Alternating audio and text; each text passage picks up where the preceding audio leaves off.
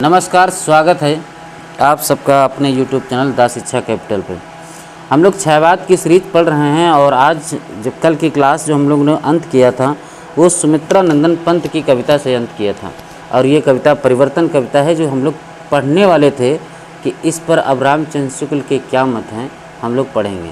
देखो क्या कहते हैं रामचंद्र शुक्ल, कहते हैं कि पल्लव के अंत में पंत जो जगत के विषम परिवर्तन, अलग प्रकार के परिवर्तन के नाना दृश्य सामने लाए हैं, इसकी प्रेरणा शायद उनको व्यक्तिगत जीवन की किसी विषम परिस्थिति ने की है। व्यक्तिगत जीवन में अपने ही किसी जीवन से उनको याद आई होगी। जगत की परिवर्तनशीलता मनुष्य जाति को चिरकाल से क्षुब्ध करती आ रही है। परिवर्तन संसार का नियम है। यही पंक्ति बहुत इम्पोर्टेंट है कि परिवर्तन जो है संसार का क्या है, नियम है। कुछ भी हो जाए परिवर्तन तो होके ही रहेगा। यह बात स्वतः सिद्ध होने पर भी सदस्यों और कवियों का मर्म स्पर्श करती रही है और करती रहेगी, क्योंकि इसका संबंध जीवन के नित्य स्वरूप से है, परिवर्तन का। आगे कहते हैं रामचंद्र शुक्ल के जीवन के व्यापक क्षेत्र में प्रवेश के कारण कवि कल्पना को कोमल, कठोर, मधुर, कटु, करुण, भयंकर कई प्रकार की भूमियों पर बहुत दूर तक एक संबंध धारा के रूप में चलना पड़ा है। काव्य में चित्रमयी भाषा सर्वत्र अनिवार्य नहीं है। चित्रमयी यानी चित्रों की जैसी जो भाषा है वो अनिवार्य नहीं है। सृष्टि के गुण, अगूढ़, मार्मिक तथ्यों के चयन द्वारा भी किसी भावना को मर्मस्पर्शी स्वरूप प्राप्त होता है। इसका अनुभव शायद पंत जी हैं, पंत जी को इस धारा में चलने वाली लंबी कविता के भीतर हुआ है। Very very important. ठीक है, आगे बढ़ रहे हैं तो गुंजन के बारे में रामचंद्र शुक्ल ने क्या कहा है ये भी देख लेते हैं। कहते हैं कि गुंजन में हम कवि का जीवन क्षेत्र के भीतर प्रवेश ही नहीं, उसकी काव्य शैली को भी अधिक संयत और व्यवस्थित पाते हैं। जब गुंजन रचना की बात करते हैं। युगांत के बारे में रामचंद्र शुक्ल के क्या मत हैं? सभी रचनाओं के बारे में रामचंद्र शुक्ल के मत जरूर लेके आया हूँ, क्योंकि रामचंद्र शुक्ल के मत हर किसी कवि के बारे में बहुत ध्यान इम्पोर्टेंट हो जाते हैं, एग्जाम में खूब पूछे जाते हैं। कहते हैं कि युगांत में हम देश की वर्तमान जीवन में उठे हुए स्वरों की मीठी प्रतिध्वनि जगह जगह पाते हैं। कहीं परिवर्तन की प्रबल आकांक्षा है तो कहीं श्रमजीवियों की दशा की झलक है। कहीं तर्क वितर्क छोड़ श्रद्धा विश्वास पूर्वक जीवन पथ पर साहस के साथ बढ़ते चलने की ललकार है। कहीं बापू के प्रति श्रद्धांजलि है, वही बापू के प्रति नौका विहार। इनकी रचना जो इम्पोर्टेंट है। युगांत में कहते हैं युगांत में कवि को हम केवल रूप, रंग, चमक, दमक, सुख, सौरभ वाले सौंदर्य से आगे बढ़कर जीवन के सौंदर्य को सत्य आश्रित कल्पना में प्रवृत्त पाते हैं। ये युगांत की बात कर रहा हूँ।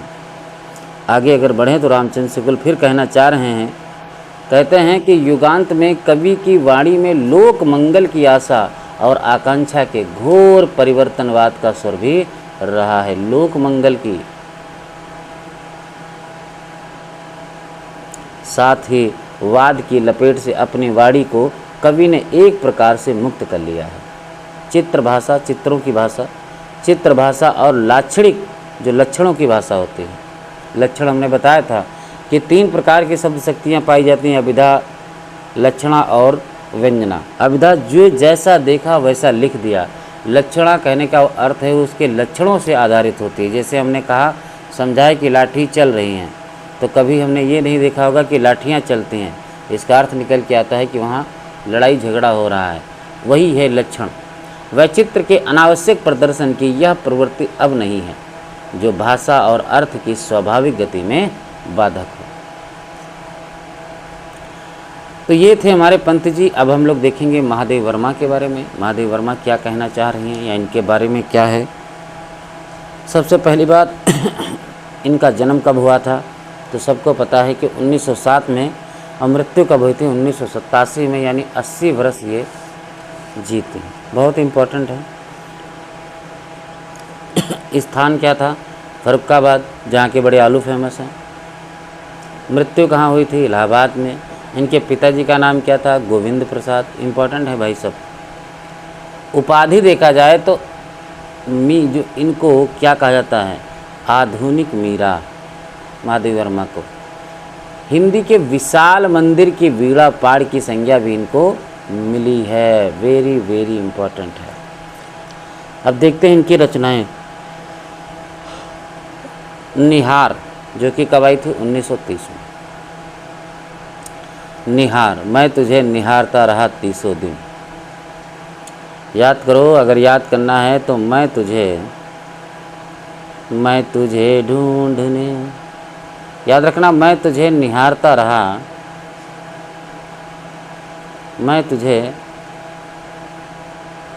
निहारता रहा कितने दिन, 30 दिन। ऐसे याद कर लो। तो 30 यानी कब लिखी गई है, 1930 में निहार लिखी गई। फिर आती है रस्म। रस्म कब लिखी है, 32 में। इम्पोर्टेंट है, रस्म लिखी गई 32 में। नीरजा कब लिखी गई, 35 में लिखी गई। इनकी समय बहुत याद रखना। निहार 30 में, रस्म 32, नीरजा 35, सांदगीत 36, यामा तो 40 में आई है, दीप शिखा 42। निहार 30, रस्म 32, नीरजा 35, सांदगीत 36, यामा भैया 40, दीप शिखा 42। 30, 32, 35, 36, 40, 42, 5-6 डेट हैं। 30 में आ गई तुम्हारी कौन सी, निहार। 32 में रस्म, 35 में नीरजा, 36 में सांदगीत, यामा 40, दीप शिखा 42। अब यहाँ पे लिखा हो दा, वेरी इंपॉर्टेंट, क्योंकि ये तो आपसे समय पूछा ही जाता है। तो निहार का अगर पूछे कह दो गुरुजी 30 आया था, रस्म क्या 32 है, नीरजा 35 है, सांदगीत 36, यामा 40, दीप शिखा 42। इम्पोर्टेंट है। और सप्तपर्णा 1960। अब भी अगर नहीं याद होता तो ऐसे बना लो एक,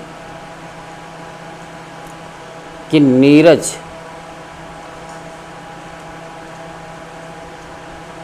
ठीक है, नीरज शाम को मिले या दीपा सुबह में।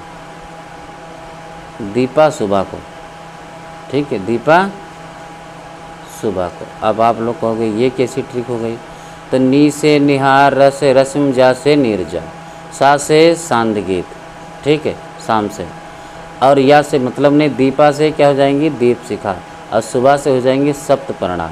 तो हो जाएगा नीरज शाम को मिले या दीपा सुबह में। कोई फर्क नहीं पड़ता है, नीरज शाम को मिले या फिर दीपा सुबह में, ठीक है। तो याद रखना इस बात को। तो निहार, रस्म, नीरजा, सांदगीत, यामा, दीप शिखा, सुबह और सप्तपर्णा। सप्तपर्णा कब आई थी, 1960 में आई थी। Very very important. आगे अगर हम बढ़ते हैं तो कुछ हमको ये देखने को मिल रहा है कि छायावादी कवियों में सर्वाधिक रहस्य भावना महादेवी वर्मा पर पाई जाती है। असिस्टेंट प्रोफेसर जीडीसी में ये क्वेश्चन पूछा जा चुका है कि सब में सबसे ज़्यादा छायावादी रचना किसने लिखी है, रहस्यवादी रचना, तो वो लिखी है महादेवी वर्मा ने। महादेवी आरंभ से अंत तक छायावादी प्रकृति की ही कविताएं लिखती हैं, जैसे दीपक, बादल।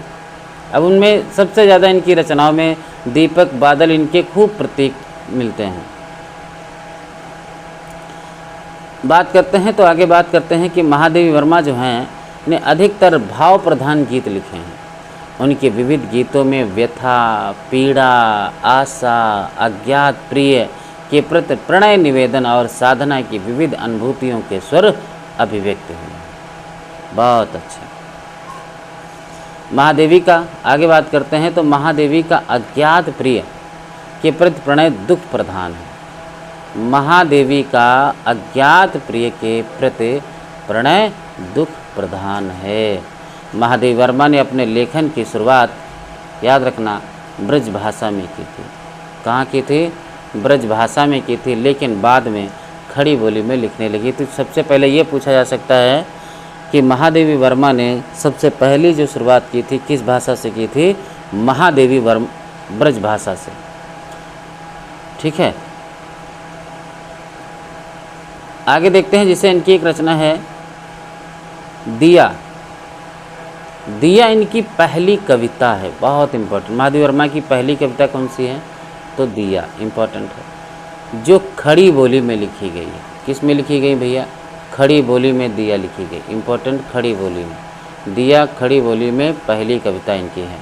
महादेवी वर्मा की रचना यामा में निहार, रस्म, नीरजा तथा सांद गीत के महत्वपूर्ण गीतों का संकलन किया गया है। यामा, और इसी पे इनको 1982 में ज्ञानपीठ मिला था, इम्पोर्टेंट है। निहार की भूमिका अगर हम बात करें तो निहार की भूमिका अयोध्या सिंह उपाध्याय हरोद ने लिखी थी। तो अब ये क्वेश्चन कितना इंपॉर्टेंट हो सकता है आप लोग खुद ही समझ सकते हैं। पूछा जाएगा कि महादेवी वर्मा की कौन सी रचना है जिसकी भूमिका भैया अयोध्या सिंह उपाध्याय हरियोद ने लिखा है? तो कहोगे गुरुजी निहार, हरियोद उनको निहारते रहे रात दिन। ठीक है, इम्पोर्टेंट है। निहार इम्पोर्टेंट, देखो यहाँ से कुछ और बात है। निहार में कुल गीतों की संख्या 47 का संकलन है, जो कि सन 1924 से 1928 के बीच लिखे गए हैं। 24 से 28 के बीच। इनमें प्रमुख है विसर्जन, मिलन, उस पार, स्वप्न, आंसू। अब आंसू देखो, इनकी भी एक पंक्ति हो गई। प्रतीक्षा, जो तुम आ जाते एक बार आदि इनकी किसकी? महादेवी वर्मा की 47 गीतों में प्रमुख हैं। किसमें? जीवन निहार में। एक विसर्जन, अब एक मिलन रामदास त्रिपाठी की भी रचना है और इनकी भी पंक्ति है। ठीक, आंसू जयशंकर प्रसाद का भी है और इनकी भी है। ठीक है, तो थोड़ा सा, हालांकि पूछेगा नहीं आपसे ऐसी रचनाएं। आगे बात करते हैं तो रस्म काव्य संग्रह पर बौद्ध दर्शन का गहरा प्रभाव है। आपसे पूछा जाएगा इनकी किस रचना पे बौद्ध दर्शन का गहरा प्रभाव है? तो रस्म पे है, इम्पोर्टेंट है। आगे फिर अगर आता है कि रस्म 1928 से 1931 ईस्वी के मध्य लिखे गए 35 गीतों, देखो निहार में 47 था और इसमें कितने हैं? 35। कितने हैं? 35 गीतों का संकलन है। इनमें प्रमुख है रस्म, दुख, आतृति, जीवन द्वीप आदि। रस्म पर बौद्ध दर्शन का गहरा प्रभाव है तथा इसका मुख्य स्वर दुखवाद है। आपसे पूछा जाएगा मुख्य स्वर भैया क्या है? तो दुखवाद है। मुख्य स्वर क्या है? दुखवाद है, इम्पोर्टेंट है। कि नीरजा में बिना शीर्षक के 58 गीत संकलित हैं। देखो निहार में 47, ठीक है, सबसे पहले आ जाते थोड़ा निहार में। यहाँ देखो निहार में 47 गीत हैं, रस्म में 35 हैं, इम्पोर्टेंट है। नीरजा में कितने हैं? 58। यहाँ पे हम लिखते हैं, एक बार थोड़ा गौर करें भाई। ये हमारा शब्द था नीरज, ऐसे कर लेते हैं नीरज। निहार में कितने थे? 47। रस्म में कितने हैं भैया? 35। नीरज में कितने हैं? 58 गीत हैं। तो 47, 35, 58। नीरज भैया शब्द याद रखना। 47 साल का हुआ, 45 साल 35 में बात की थी, 58 में फिर आ गया। याद रखना 47, 35, 58। 47, 35, 58 नीरज, इम्पोर्टेंट। नीरजा के लिए इम्पोर्टेंट, देखो नीरजा के लिए महादेवी वर्मा को 1934 ईस्वी में शेक्सपियर पुरस्कार से सम्मानित किया था। बहुत इम्पोर्टेंट है। कौन सा पुरस्कार? शेक्सपियर पुरस्कार से सम्मानित किया गया। कब? 1934 में। किस रचना के लिए? तो नीरजा के लिए, जो कि दा वेरी इंपॉर्टेंट है। आगे बात करते हैं तो सांदगीत 45 गीतों का संकलन। देखो सांदगीत में 45 है गया। फिर उन्होंने कहा नीरज भी लिखिए, ऐसे नीरज शाम को, ठीक है। तो निहार में कितना था? 47 था। रा में कितना था? 35 था। जा में कितना था? 58 था। और सांद गीत में कितना आ गया? फिर 45 आ गया। तो दो जो कि बहुत इंपॉर्टेंट है, वेरी वेरी इंपॉर्टेंट है, याद रखना। सांध्य गीत 45 गीतों का संकलन है और इनमें बच्चा जीवन की विभिन्न अनुभूतियों को स्वर दिया गया है। इसमें कवित्री के दार्शनिक विचारों की प्रौढ़ता दिखाई देती है। इम्पोर्टेंट। दीप शिखा में देखो कुल 51 गीत हैं। एक बार फिर से आते हैं, नी, रज, सन, सांध्य गीत और फिर डी। इसमें कितने थे बच्चा? 47। रस में कितने थे? 35। इसमें कितने थे बच्चा? 58। और इसमें कितने थे? 45 थे। और इसमें कितने आ गए? 51 आ गए। देखो 47, 35, 58, 45, 51 इम्पॉर्टेंट है। दीप शिखा में कुल 51 गीत हैं जिनमें अधिकतर दीपक केंद्रित हैं, जो दीपक का प्रतीक बनाया गया है। दीपक केंद्रित है, जहाँ दीपक आत्मा का प्रतीक है जिसे अडिग रहकर प्रभात की बेला तथा जलने के लिए प्रोत्साहित किया गया है। बहुत इंपॉर्टेंट पंक्ति है ये दीप शिखा में। यामा सबसे ज़्यादा इंपॉर्टेंट रचना है इनकी। यामा देखते हैं क्या है। यामा पर इन्हें 1944 ईस्वी में हिंदी साहित्य सम्मेलन द्वारा मंगला प्रसाद पारितोषिक पुरस्कार 1944 में मिला। मंगला प्रसाद पारितोषिक पुरस्कार प्रदान किया गया तथा 1982 में ज्ञानपीठ मिला यामा पे 1982 में। सप्तपर्णा याद रखना, ये पूछी जा चुकी रचना की कौन सी रचना है जो ऋग्वेद के मंत्रों का हिंदी काव्यानुवाद है। तो कौन सा है भैया? सप्तपर्णा। कौन सा है भैया? सप्तपर्णा जो है ऋग्वेद के मंत्रों का हिंदी काव्यानुवाद है। बच्चा हिंदी काव्यानुवाद है। बच्चा हिंदी काव्यानुवाद है। ऋग्वेद के मंत्रों का हिंदी काव्यानुवाद है सप्तपर्णा। अगर आगे हम बात कर रहे हैं कि प्रथम आयाम में, एक इनकी रचना प्रथम आयाम भी है। प्रथम आयाम में महादेव वर्मा की ब्रज भाषा की कविता तथा खड़ी बोली की आरंभिक कविताएं संकलित हैं। किसमें? प्रथम आयाम में। बहुत इंपॉर्टेंट है ये रचना कि कौन सी रचना है जिसमें महादेव वर्मा की ब्रज भाषा की कविताएं तथा खड़ी बोली की आरंभिक कविताएं भैया संकलित हैं। आप कहोगे दुख मेरे निकट जीवन का ऐसा काव्य है जो सारे संसार को एक सूत्र में बांधे रखने की क्षमता रखता है। रामचंद्र शुक्ल देखो इनके बारे में क्या कह रहे हैं। कहते हैं कि उस अज्ञात प्रियतम के लिए वेदना ही इनके हृदय का भाव केंद्र है, जिससे अनेक प्रकार की भावनाएं छूट छूट कर झलक मारती रहती हैं। वेदना से इन्होंने अपना स्वाभाविक प्रेम व्यक्त किया है। उसी के साथ वे रहना चाहती हैं। उसके आगे मिलन सुख को भी वे कुछ नहीं गिनती हैं। इस वेदना को लेकर इन्होंने हृदय की ऐसी अनुभूतियां सामने रखी हैं जो लोकोत्तर हैं। कहाँ तक वे वास्तविक अनुभूतियां हैं। और ये रामचंद्र शुक्ल कह रहे हैं। और कहाँ तक अनुभूतियों को रमणीय कल्पना है या नहीं कहा जा सकता। इम्पोर्टेंट है इनके बारे में। आगे बात करते हैं कि गीत लिखने में जैसी सफलता, बहुत इम्पोर्टेंट पंक्ति है कि गीत लिखने में जैसी सफलता महादेवी जी को हुई है वैसी और किसी कवि को नहीं। ना तो भाषा का ऐसा स्निग्ध और प्रांजल प्रवाह और कहीं मिलता है, ना हृदय की ऐसी भावभंगी जगह जगह ऐसी बोली बली और अनूठी व्यंजना से भरी हुई पदावली मिलती है। हृदय खिल उठता है। क्या बात है, बहुत अच्छी बात है। तो आप लोग समझ लो ये किसका कथन था? रामचंद्र शुक्ल ने ये कथन पूछा जाएगा कि गीत लिखने में जैसी सफलता महादेवी जी को हुई है वैसी और किसी कवि को नहीं। ना तो भाषा का ऐसा स्निग्ध प्रांजल प्रवाह और कहीं मिलता है, ना हृदय की ऐसी भावभंगी जगह जगह ऐसी बली और हुई अनूठी व्यंजना से भरी पदावली मिलती है। हृदय खिल उठता है। तो आप लोग कंफ्यूज हो जाएंगे, इसीलिए मैं बार बार कहता हूँ ये रामचंद्र शुक्ल के मत जरूर देखा करो, क्योंकि अगर नहीं देखोगे बड़ा परेशानी होगी। ठीक है। क्षयवाद के कुछ अन्य कवि हैं, हम लोग देखेंगे, क्योंकि हमारे पास और कोई विशेषता है नहीं, क्या करूं बगैर देखने के। क्या होता है क्षयवाद की अन्य विशेषता?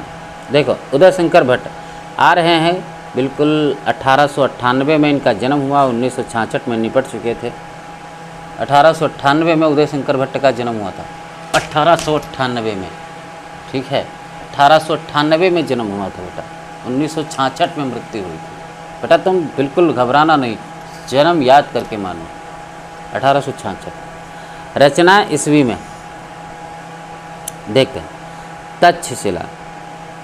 तक्षशिला के गुरुकुल माँ विलास कानन था, भागे कुटी कुसुमपुर लेकर नंद की राजसभा, सिंधु पर बंदे हैं, सिंधु पर बंदे हैं। आप लोग बता सकते हो ये जो मैंने गीत गाया है ये किस नाटक के दृश्य हैं?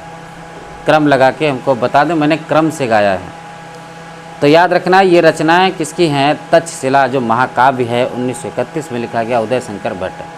राका, मानसी, विसर्जन, युगदीप, अमृत और विष। अब देखो यहाँ देखो एक कविता आ गई अपने सामने, अमृत और विष। बेटा अमृत और विष ना उपन्यास भी है। किसका है उपन्यास? कब लिखा गया था अमृत और विष? 1966 में लिखा गया था। ये नहीं उपन्यास जो कि अमृतलाल नागर ने लिखा है। आपसे पूछा जाएगा अमृत और विष कविता पूछेगा उदय शंकर भट्ट, और अमृत और विष उपन्यास पूछा जाएगा तो 1966 में लिखा था अमृतलाल नागर ने। बात समझ में आ गई? यथार्थ और कल्पना एक इनका और है, यथार्थ और कल्पना, द वेरी वेरी इंपॉर्टेंट। तो आप एक बार फिर से याद रखना कि तक्षशिला में रहोगे तो मन से रहना पड़ेगा, नहीं तुम्हारा विसर्जन कर दिया जाएगा। तक्षशिला में रहना है, समझ लो। उदय शंकर कह रहे हैं, उदय शंकर क्या कह रहे हैं बच्चा? कि तक्षशिला में रहना है, रहना से राका, तो मन से रहना पड़ेगा, नहीं तो तुम्हारा विसर्जन कर दिया जाएगा, तुम युगों युगों तक घूमते रहोगे। ठीक है। तो तक्षशिला, राका, मानसी, विसर्जन, युगदीप। तक्षशिला में रहना है तो मन से रहना, नहीं तो तुम्हारा विसर्जन कर दिया जाएगा, तुम युगों युगों तक घूमते रहोगे। युगदीप 1944 में लिखी गई। ठीक, इंपॉर्टेंट। और एक अमृत और विष, यथार्थ और कल्पना। अगर बनाना चाहो तो ऐसे बना सकते कि तक्षशिला में रहना है तो मन से रहना पड़ेगा, नहीं तो विसर्जन कर दिया जाएगा, तुम युग युग तक घूमते रहोगे। खाओगे क्या? अमृत पियोगे। क्या पियोगे? अमृत तुमको मिला नहीं है, विष तुम पियोगे, और यही तुम्हारी यथार्थ है, यही तुम्हारी कल्पना है। तो क्या कहते हैं कि अगर तक्षशिला में रहना है तो मन से रहना, नहीं तो तुम्हारा विसर्जन कर दिया जाएगा। उदय शंकर भट्ट कह रहे हैं। युगदीप 1944। अमृत और विष, यथार्थ और कल्पना आपको याद रखना ही पड़ेगा। तो तक्षशिला, राका, मानसी, विसर्जन, युगदीप, और अमृत और विष, यथार्थ और कल्पना। यथार्थ और कल्पना, यथार्थ और कल्पना। आगे बढ़ते हैं। मोहनलाल महतो वियोगी। मोहनलाल महतो वियोगी 1899, मृत्यु 1990। निर्माल्या, एक तारा, कल्पना, ओहो 1935 में लिखी गई है कल्पना। एक तारा, निर्माल्या, मोहनलाल महतो वियोगी। देखो व्यक्ति जब वियोग में होता है ना तो वो कल्पनाएं बहुत करता है कि क्यों छोड़ के गए। एक तारा, निर्माल्या, जैसे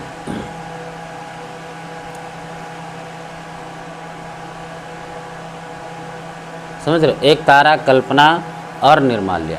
एक तारा, कल्पना और निर्माल्या।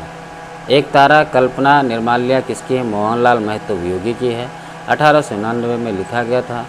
एक तारा, कल्पना, निर्माल्या। एक तारा, कल्पना, निर्माल्या। एक तारा, कल्पना, निर्माल्या। एक तारा, कल्पना, निर्माल्या। एक तारा, कल्पना, निर्माल्या। एक तारा, कल्पना, निर्माल्या किसकी है? मोहनलाल महतो वियोगी की है। ठीक। लक्ष्मी नारायण मिश्र जो कि 1903 में ये इन्होंने एक रचना लिखी अंतर जगत। कौन सी रचना लिखी? अंतर जगत। अंतर जगत 1924 में लिखी थी। अंतर जगत 1924 में। अंतर जगत 1924 में। अंतर जगत 1924 में लिखी। इम्पोर्टेंट है। जनार्दन प्रसाद द्विज, ये आए 1904 में, मृत्यु 1964 में। इन्होंने लिखी अनुभूति अंतर्ध्वनि। अनुभूति अंतर्ध्वनि।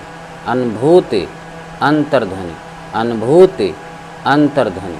अनुभूति अंतर्ध्वनि किसकी है? जनार्दन प्रसाद झा द्विज की, 1904-1964। इम्पोर्टेंट। तो अनुभूति अंतर्ध्वनि किसकी है? जनार्दन प्रसाद झा की है। आते हैं राम कुमार वर्मा, जो कि बहुत इंपॉर्टेंट है। 1905 में इनका जन्म हुआ था और मृत्यु हुई थी 1990 में। इनकी एक रचना देखते हैं, तो एक रचना आती है बच्चा अंजलि, जो कि 1929 में लिखी थी। अंजलि 1929 में। अंजलि 1929 में। अभिशाप 30 में। रूपरास 31। निशीथ भी पूछी जाती है, निशीथ। चित्ररेखा इनकी बहुत, देखो चित्रलेखा अलग है। यहाँ पे आपसे अगर चित्रलेखा पूछेगा वो अलग है बेटा, चित्रलेखा अलग है, ठीक है। चित्रलेखा अलग है, मगर चित्रलेखा जो है वो है नाटक, ये है चित्ररेखा। ये राम कुमार वर्मा की कविता है। चित्रलेखा भगवती चरण वर्मा का, भगवती चरण वर्मा की चित्रलेखा नाटक है। नहीं, उपन्यास भी है, नाटक भी कहीं कहीं मिलता नहीं, उपन्यास ही है। चित्रलेखा उनका उपन्यास है ना, उपन्यास है। अंजलि, देखो राम कुमार वर्मा ने अंजलि, अभिशाप, रूपरास, निशीथ और चित्ररेखा, ठीक है। राम कुमार वर्मा ने अंजलि को शाप दिया था, राम ने अंजलि को शाप दिया था उसके रूप के कारण। उसको बहुत, अंजलि को रूप का बहुत घमंड था, तो राम ने उसको शाप दिया था उसके रूप के कारण। कहा कि जा निशीथ, मतलब रात में तेरा चित्र तुझको खुद को नहीं दिखेगा। याद रखना, कुछ भी बना दो, अंजलि, अभिशाप, रूपरास, निशीथ, चित्ररेखा राम कुमार वर्मा ने लिखा है। इम्पोर्टेंट है भाई। राम ने अंजलि को अभिशाप दिया था उसके रूप के कारण, याद रखना।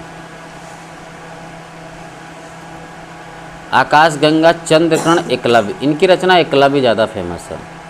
एकलव्य 1959 में लिखी गई थी, जो कि द वेरी वेरी इम्पोर्टेंट है, बहुत इम्पोर्टेंट है, ठीक है।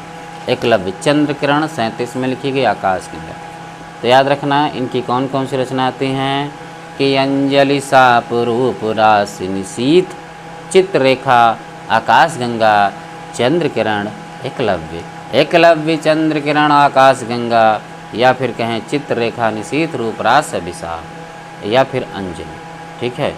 तो ये रहा हमारा छायावाद। आज हम छायावाद को समाप्त कर चुके हैं। अगली क्लास हम लोग प्रगतिवाद पे लेंगे, प्रयोगवाद पे लेंगे, नई कविता पढ़ा के उसके बाद आपको रुख करेंगे हम गद्य की तरफ, उपन्यास, अन्य गद्य विधा, ये सब चीज़ें जो कि very very very very the important है, ठीक है। चलो, तो अगर पूछ ले हम आपसे कि चित्ररेखा किसकी रचना है, तो कहना राम कुमार। अनुभूति अंतर्ध्वनि जनार्दन द्विज की।